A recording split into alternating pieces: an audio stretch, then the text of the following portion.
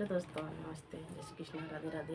मैं अपने चैनल नेहा प्रताप बड़ी बोलो 70 में आप लोग का स्वागत करती हूँ। एक छोटा सा कहरवा नाच गीत प्रस्तुत करने जा रही हूँ। आपको कैसा लगे कमेंट बॉक्स में जरूर बताइएगा। आप लोग फुल वॉच करिएगा। 16 बारिश के उमरिया बलमा मोर मारई नजरिया। 16 बारिश के उमरिया बलमा मोर मारई नजरिया।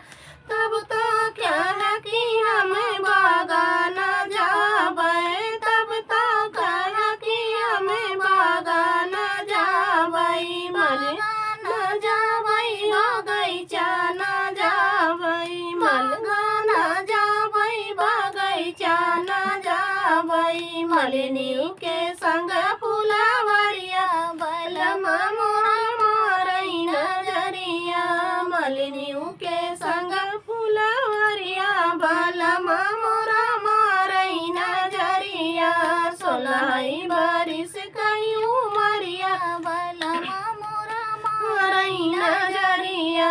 16 बारिश कई उमरिया बलमा मोर मारई नजरिया।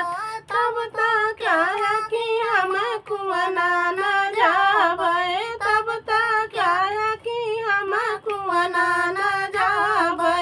कुआना न जाबे हो कुआना न जाबे, कुआना न जाबे हो कुआना न जाबे। कारिनी से फनिया बरावई बलमा मोरे मारई नजरिया।